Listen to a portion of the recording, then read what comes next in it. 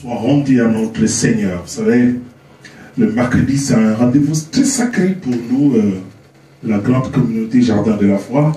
Et ce soir, nous sommes au rendez-vous, malgré nos multiples occupations, malgré nos déplacements, malgré tout ce qui est arrivé pendant la journée. Et le Seigneur, il nous a fait cette grâce d'être là. Et nous sommes les enfants de la bonté. Cela veut dire que le Seigneur a renouvelé sa bonté encore ce soir dans nos vies. Et je pense que c'est ce que le Seigneur a fait aussi dans la vie de chacun de nous.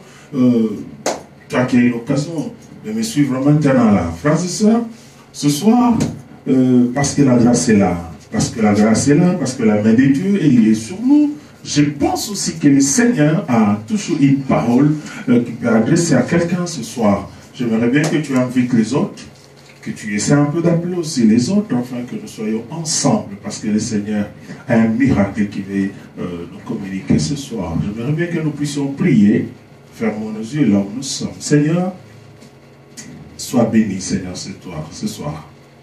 Sois célébré, sois exalté, sois magnifié, éternel. Nous te recommandons ce moment, toi qui es notre maître, toi qui nous as gardés, tu nous as protégés. Règne aussi pendant ce moment de la parole et de la prière. Seigneur, manifeste-toi. Saint-Esprit, viens. Toi qui es l'enseignant par excellence, viens nous enseigner. Au nom puissant de Jésus-Christ, nous avons ainsi prié, nous disons Amen. Amen, amen. Amen. Mes frères et sœurs, je vais commencer un enseignement encore cette nuit. Je l'ai intitulé « Les conditions pour recevoir un miracle ». Les conditions. Vous savez, mon père spirituel me disait, dans la plupart de nos sermons, nous disons seulement que Dieu bénit, Dieu élève. Et beaucoup des enfants de Dieu ont crié, ils ont augmenté leur foi, mais en pratique, moins des enfants de Dieu vivent la véracité de la parole de Dieu. Vous serez d'accord avec moi que dans nos églises, il y a beaucoup de gens qui pleurent. Il y a beaucoup de gens qui vivent dans des difficultés pendant que nous servons un Dieu capable de tout. Un Dieu, je dis capable de tout. Tu comprends? Un Dieu qui est capable de changer ta situation en un clin d'œil. Voilà. Un Seigneur qui est capable d'appeler des choses qui n'existaient pas, l'existence comme si elle existait. Voilà des choses que l'Éternel Dieu est capable de faire. Et ce que Dieu fait, ça s'appelle miracle. Cela veut dire quelque chose qui dépasse l'entendement humain. Tu vois, quand je parle de l'entendement humain, je parle de l'intelligence de l'homme. Cela veut dire quelque chose qui dépasse l'intelligence de l'homme. Écoutez, quelle que soit l'évolution de la science aujourd'hui, je pense que le roi de la science, c'est notre Seigneur. Voilà pourquoi il est appelé omniscient, omnipotent et omniprésent. Ah, tu comprends ça? Donc, l'Éternel est au-dessus. Et ce qu'il fait dépasse notre entendement. Et quand nous parlons de miracle, c'est quelque chose que l'homme ne peut pas faire et quelque chose qui vient de Dieu. Voilà pourquoi la Bible dit, là où notre intelligence est limite, c'est là où commence l'intelligence de notre Dieu. Et maintenant, les miracles. Et pour qui? Gloire à Dieu. La Bible dit, voici les miracles qui accompagneront ceux qui auront cru. En mon nom, là je me limite là, je commence par dire, voici les miracles qui accompagneront ceux qui auront cru. Cela veut dire, les gens qui vont croire au Seigneur Jésus, quiconque qui va croire, il a droit au miracle du Seigneur dans sa vie. Il a droit à des choses qui dépassent l'entendement humain. Il a droit aux choses qui ne sont jamais montées dans le cœur de l'homme, que l'oreille humaine n'a jamais entendues, mais des choses que l'Éternel Dieu a déjà préparées. Il avait déjà préparé avant même que nous venions sur cette terre des hommes. Ces choses-là, c'est ce que nous appelons un miracle. Le miracle, c'est quelque chose qui dépasse, cela veut dire, même la science, cela veut dire, là où la science va se limiter, et l'Éternel Dieu est capable de faire beaucoup de choses. Non. Le bénéficiaire des miracles, c'est qui? C'est nous. Tu es chrétien comme moi. Tu as cru au Seigneur Jésus comme Seigneur et Sauveur. Sache-le que le miracle doit être ton partage. Voilà. Le miracle doit être ton partage, frères et sœurs. Tu dois comprendre que c'est un droit pour les chrétiens d'aujourd'hui, pour les chrétiens d'hier, pour les chrétiens de l'ancien temps. Parce que les choses que je suis en train de dire maintenant là, donc cela veut dire le miracle, c'est quelque chose que beaucoup de gens ont vécu. Parce qu'ils avaient seulement reçu le Seigneur Jésus dans leur vie comme Seigneur et Sauveur. Ils ont vécu de miracles et ils ont même écrit. Et aujourd'hui, nous les prêchons. Mais écoutez, mon enseignement de ce soir, je ne veux pas seulement que nous puissions parler des miracles qui sont dans la Bible. Non. Mais moi, je veux maintenant que nous parlons des miracles dans ta vie. Cela veut dire que tu peux aussi avoir une histoire avec Dieu. En d'autres termes, tu peux aussi avoir un témoignage propre avec le Seigneur. Le temps des miracles n'est pas encore passé. C'est pour te dire encore que même aujourd'hui, l'Éternel est capable d'accomplir un miracle. Je reviens sur ce que mon père spirituel disait. Il disait, nous prêchons le miracle, nous prêchons la bénédiction, mais nous ne prenons pas le temps de dire à l'église qu'est-ce qu'elle doit faire pour vivre le miracle. Oh, gloire à Dieu. Qu'est-ce qu'ils doivent faire pour vivre l'élévation? Voilà pourquoi il y a beaucoup de gens qui pleurent. Il y a beaucoup de gens qui se lamentent. Il y a même des gens qui se posent des questions. Mais au juste, on a beaucoup parlé de ces choses. Il y a vraiment beaucoup de choses dans la Bible. On a prêché, j'ai écouté des grands hommes de Dieu. Mais ma vie ne change pas. Non. C'est parce que tu as lu dans la Bible que l'Éternel guérit, mais tu n'as pas bien vérifié les conditions qui ont fait que l'Éternel puisse guérir les gens. Et aujourd'hui, par la grâce de Dieu, nous allons essayer d'expliquer à la grande communauté qui nous suit maintenant les conditions qui peuvent faire que l'Éternel Dieu accomplit un miracle. Mes frères et sœurs, Dieu est grand. Je ne cesserai de les confirmer. L'Éternel est formidable. Je ne cesserai de vous les prêcher. Mais écoutez, quand je lis ma Bible, quand je fais des études dans la Bible, j'ai remarqué une chose. La première chose, j'ai remarqué que tout le monde n'a pas vécu le même miracle. Ça c'est un. Des deux, les conditions de dépendaient, ou bien les conditions n'étaient pas les mêmes pour chacun de nous. Donc, chacun a vécu un miracle, son miracle propre à lui, et par rapport à une condition. On peut même parler des principes, c'est pas grave. Mais écoutez, quand j'ai lu dans Marc chapitre 2 à partir du premier verset, on est en train de nous parler d'une histoire de ce monsieur, le paralytique, aidé par ces 4 personnes, peut-être de la famille, je ne sais pas, du quartier, ses amis, ses frères, je ne sais pas, qui l'ont aidé. Ils arrivent, là où était Jésus, il y avait la foule, ils ont eu la pensée de monter sur le toit et d'ouvrir, n'est-ce pas, le toit d'autrui pour faire descendre leur monsieur tout droit. Mais écoutez ce que la Bible dit. Quand le Seigneur a regardé cet homme, waouh, le Seigneur dit, tes péchés te sont pardonnés. Voilà. Les messieurs, même ses 4 amis, ils voulaient le miracle dans la vie de leur frère. Mais voilà, avant que le miracle arrive, Jésus dit, tes péchés te sont pardonnés. Vous comprendrez avec moi et vous serez d'accord avec moi que cet homme avait d'abord besoin de recevoir les pardons de ses péchés pour que le miracle arrive. Ce qui fait que beaucoup des enfants de Dieu aujourd'hui ne vivent pas de miracles, tout simplement parce que Dieu n'est pas d'accord avec eux.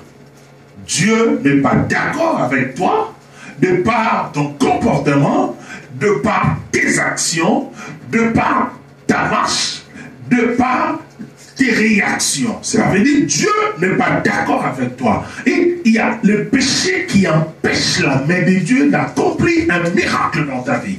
Il y a les péchés qui bloquent. Ça bloque ta vie. Et maintenant, il n'y a pas moyen que le miracle arrive dans ta vie. Écoutez, frères et sœurs, nous pouvons tout faire. Nous pouvons mentir tout le monde. Nous pouvons distraire tout le monde. Ça là, tu peux le faire. Tu peux distraire ton pasteur, tu peux distraire le prophète, tu peux distraire ton mari.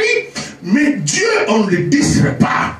Et tu peux mentir tout le monde, mais on ne peut pas mentir à Dieu. Cela veut dire, Dieu, quand il te regarde aujourd'hui, il dit, cet enfant n'a pas droit au miracle parce que sa vie ne me rend pas gloire. C'est la vie du péché qui bloque, qui fait. Et cela fait que le miracle n'arrive pas. Écoutez, mon frère, ma soeur.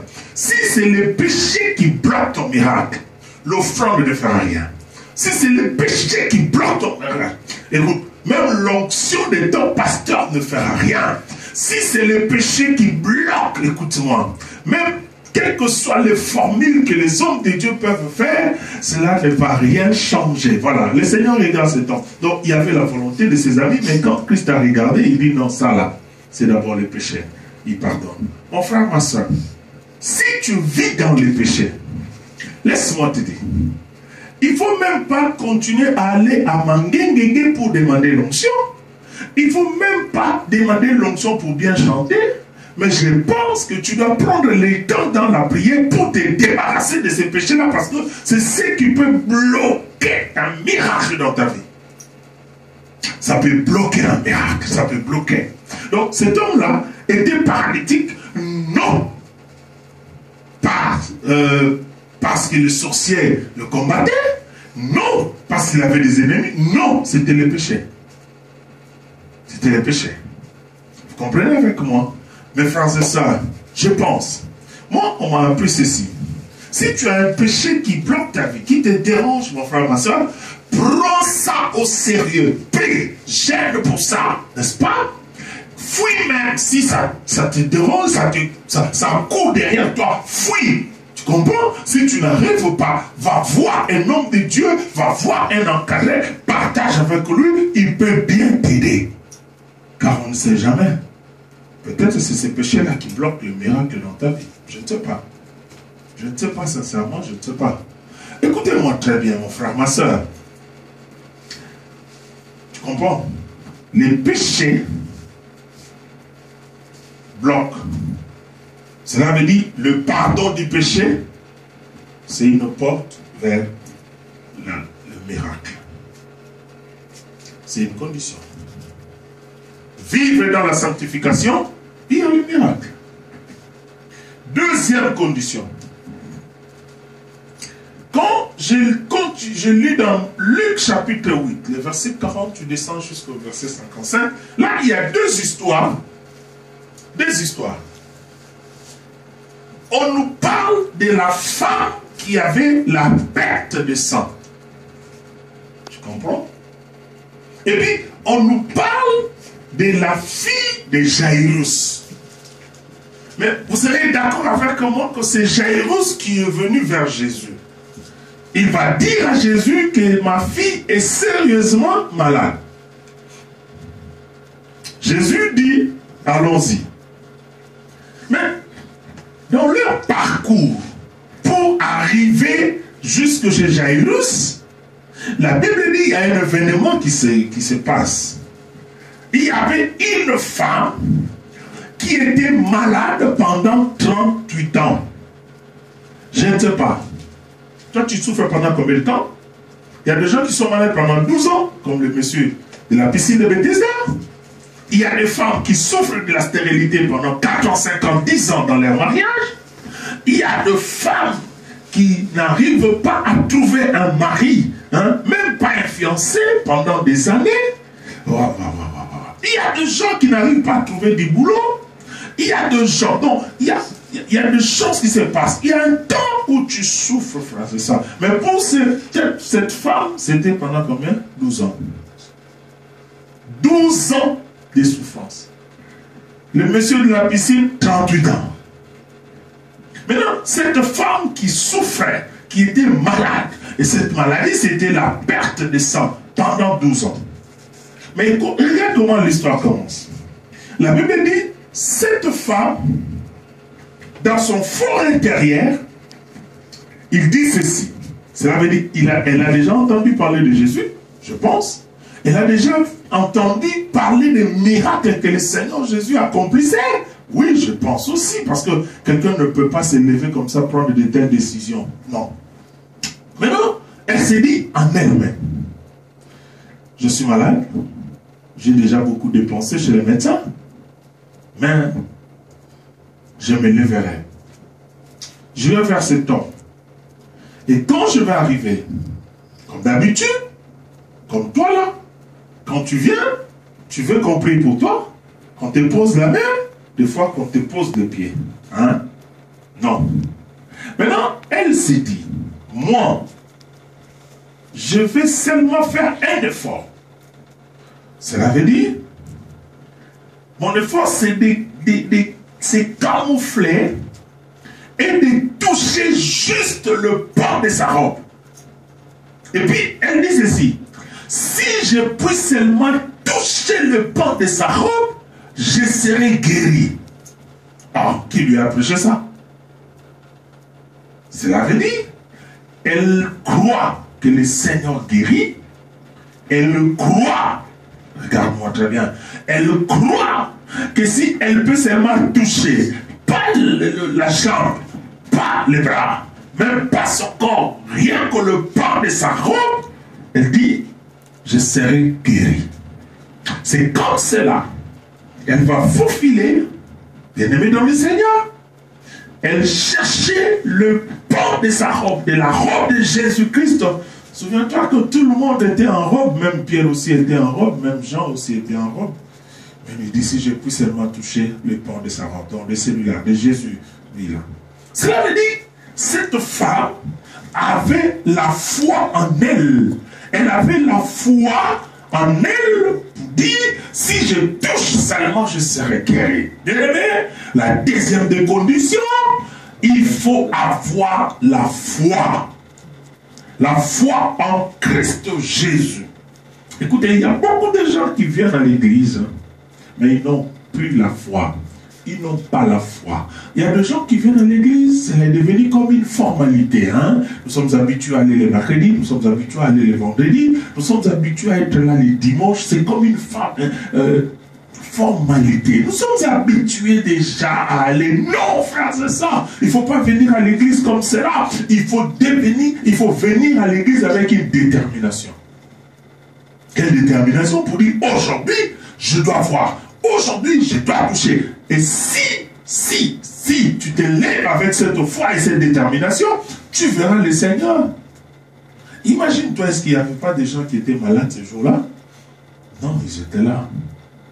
Mais elle a préparé sa guérison depuis la maison. Waouh, ça c'est formidable. Elle a préparé sa guérison depuis la maison, mon frère, ma soeur. Oh mon Dieu, elle s'est dit en elle-même, si je puis seulement toucher le bord de sa robe, je serai guéri.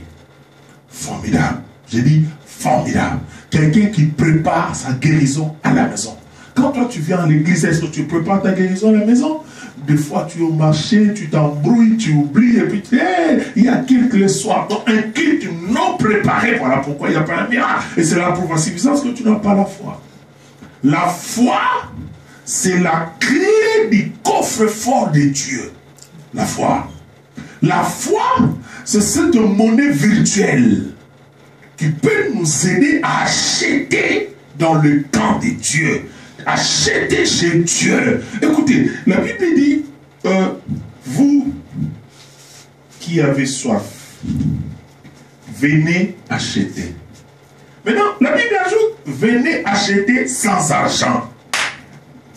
Donc tu viens acheter. Il y en a sans argent. Mais voilà, quelque chose qui est gratuit. Oh mon Dieu. j'ai dit quelque chose qui est gratuit, mais tu ne le reçois pas. Pourquoi? Il te manque la foi, tu n'as pas la foi en toi. Lève-toi avec la foi et tu verras que la chose va changer. Wow. Mon frère, ma soeur, tu as besoin de la foi, tu as besoin de la foi. La foi, j'ai dit, c'est la clé du coffre-fort de Dieu. La foi, c'est le filigrane divin. Quand je parle de filigrane divin, tu vois, dans l'argent, ce qui fait la valeur de l'argent, ce n'est pas les papiers, mais c'est le filigrane. Dès que tu enlèves le filigrane de ce papier-là, ça reste papier. Ça n'a plus de valeur. Maintenant, la foi, c'est ça. Voilà pourquoi la Bible dit, il faut que ceux qui s'approchent de Dieu croient que Dieu existe et qu'il est le rémunérateur de ceux qui cherchent, de ceux qui le cherchent. Dieu paye, et il paye bien. Il a seulement besoin de ta foi, mon frère, ma soeur. Et tu vas voir que les choses vont changer. Écoutez, quand je parle de la foi, ce n'est pas que on t'avait promis chez ton oncle, tu crois que demain j'aurai l'argent. Non. La foi, c'est croire là où il n'y a rien. Pourquoi? Parce que notre Dieu appelle à l'existence de choses qui n'existent pas, comme si elles existaient. Entre dans cette foi-là. Ça veut dire, j'ai besoin de choses, je commence à me comporter comme si j'ai déjà ça, et tu verras ce que le Seigneur est capable de faire. Ah. Troisième condition. J'ai parlé déjà de deux conditions. J'ai parlé de la sanctification, j'ai parlé de la foi, et maintenant je vais parler de la persévérance. Mon frère, ma soeur, il faut être persévérant pour recevoir quelque chose. La persévérance dans la prière, la persévérance dans la méditation et la persévérance dans les services. Je suis en train de parler de la persévérance dans la prière, dans la méditation et dans les services. Frère, il faut attendre avec persévérance le secours de l'Éternel, ton Dieu. Car Dieu ne te mentira pas. Il finira par t'exaucer. Mais des fois, je pleure. Moi, je me dis, avec le comportement d'aujourd'hui de beaucoup de chrétiens, c'est comme s'ils laissent leur bénédiction en arrière et puis ils s'en vont. Parce que l'Éternel Dieu peut décider, dans sa souveraineté bien sûr, de te visiter l'année prochaine. Tu comprends? L'année prochaine, l'Éternel décide qu'il va te visiter, comme je suis en train de dire à une femme que l'année prochaine, tu seras grosse et puis tu auras un enfant. Tu vois? Tu veux me dire Amen. Voilà. Je crois. Je crois que l'année prochaine, tu vas acheter un véhicule si facilement. Tu vois? Vous savez, quand je parle de si facilement là, ce sont des choses que je vis avec le Seigneur. Quand je parle de la foi de la personne, ce sont des choses que je vis avec l'Éternel Dieu. Tu comprends ça? Il faut être persévérant. Il ne faut pas être un faiblard, hein, celui qui abandonne à tout moment. Non, tu risqueras d'abandonner ta bénédiction. La persévérance. Et enfin, la patience. Tu vois, ce sont des amis, non? La foi, la persévérance et la patience, ce sont des amis, n'est-ce pas? Il faut être patient, attendre. La Bible dit ceux qui seront patients et persévérants mangeront les fruits du pays. Alors, ceux qui seront dociles mangeront les fruits du pays. Frère, il y a une bénédiction pour toi. Écoute, sois patient, n'est-ce pas? L'Éternel Dieu que je te prêche, il a la montre de ta vie. C'est lui qui a ça. Parce que il avait dit à Habakkuk, c'est une prophétie qui tend vers son temps. Si elle tend, fais quoi? Attends-la. Tu comprends? Attends. attends, ça va arriver. J'ai dit, attends, ça va arriver. Attends là, ça va arriver. C'est moi qui te le dis. Sois patient.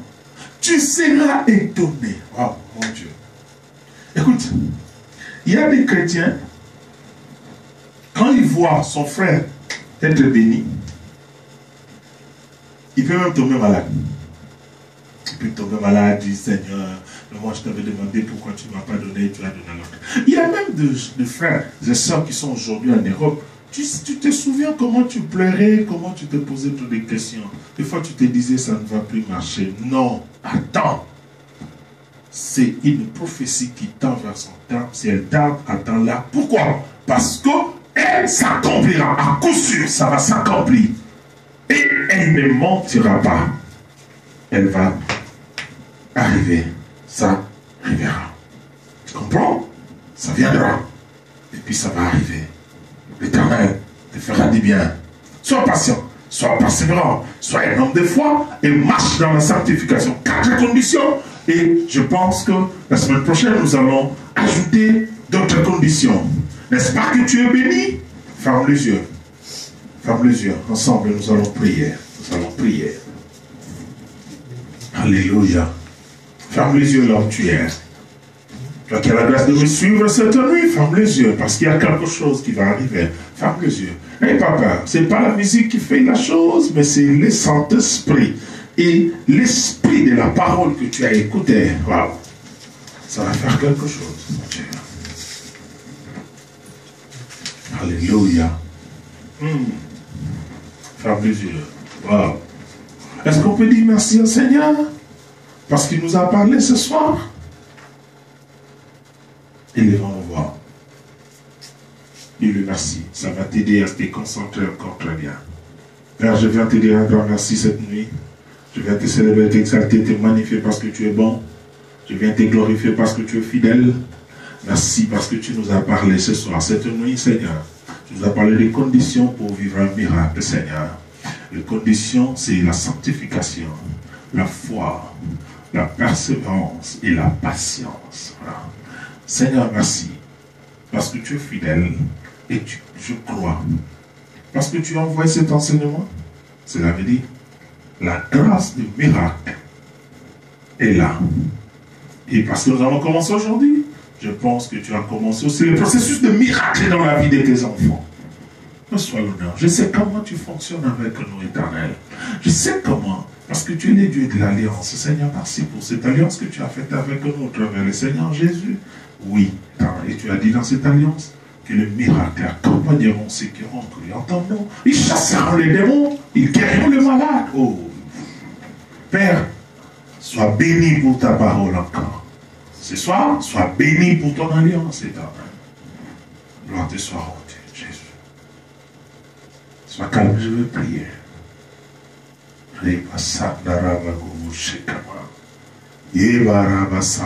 Là où tu es malade, mon frère, touche seulement là où tu es malade. Touche là où tu es malade. Touche seulement là où tu es malade. Tu as quelqu'un qui est malade à tes côtés, il dort, touche-le, touche-le. Wow. Appelle celui qui est dans la chambre qui est malade là, qu'il sorte là où tu es. Waouh, formidable. Tu es très abattu par des problèmes. Reste ensemble avec moi cette nuit. Pendant ces 2-3 minutes, il y a quelque chose qui va arriver.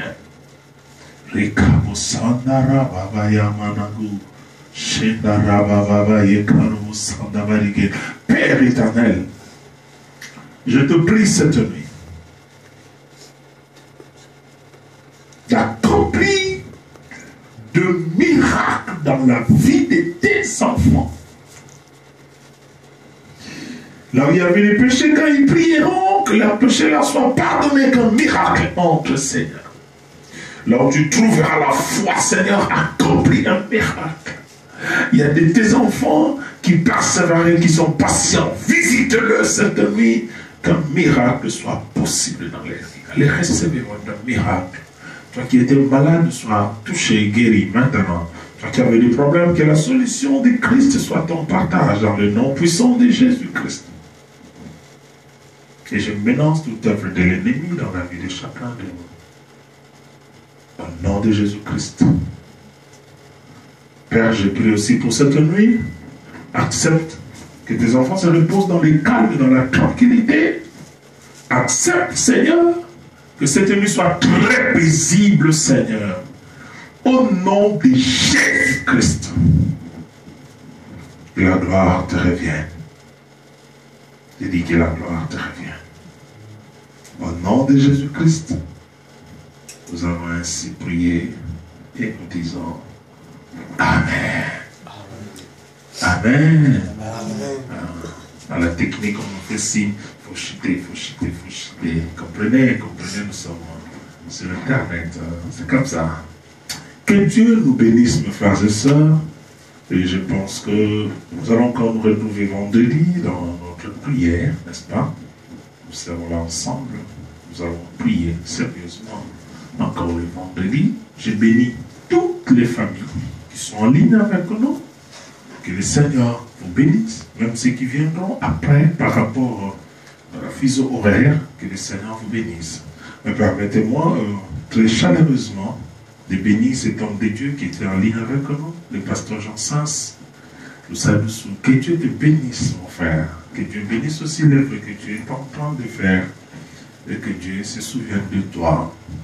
Permettez-moi aussi de prier pour ma fille qui m'avait appelé la journée pour dire, papa, je ne comprends plus rien. Ma fille soit guérie. Quand je prie comme ça, tu sais que je prie pour toi. Que ces douleurs-là disparaissent dans ta vie cette nuit. Que tu dormes dans les calmes et que tu témoignes que tu as rencontré un véritable Dieu au nom de Jésus. Nous sommes Jardin de la Foi. Nous sommes sur l'avenue prison numéro 27, commune de Sélémao, ville de Kinshasa. Nous sommes aussi à Paris avec le pasteur Guy. Nous sommes à Mwanda, sur l'avenue Lubi numéro 15, quartier Chichompo. Mwanda, cité. Et si tu veux nous suivre tout à l'heure sur YouTube, tu fais Jardin de la Foi TV. Et nous sommes sur Instagram, blanchard.kassongo2020. Facilement, tu vas nous trouver, n'est-ce pas? Et puis nous sommes sur WhatsApp, plus 243 89 51 30 357. Instagram, les mêmes aussi Blanchard Kassongo. Et puis sur notre Facebook, il y a Pasteur Blanchard Kassongo officiel. Que le Seigneur nous bénisse. Nous rappelons aux bien-aimés de Paris, vous aurez votre retraite 17 au 9 août, ensemble avec le berger Guy. Que le Seigneur vous assiste et que le Seigneur vous bénisse très chaleureusement. La bonté de l'Éternel pour tous ceux qui nous suivent ici à Kinshasa. Les 15, c'est l'ouverture de l'église, et puis les 16, c'est un grand culte d'adoration. Nous allons rendre de multiples actions de grâce à Dieu pour notre anniversaire, n'est-ce pas? C'est notre anniversaire. Et nous allons respecter les conditions que le gouvernement nous a déjà proposées, de garder les distances, porter les masques, n'est-ce pas? Il faut se saluer, non avec les mains, et puis porter le masque, c'est nettoyer aussi les mains. Il faut obéir, mes frères et sœurs, la maladie existe. Que Dieu nous bénisse. Bye.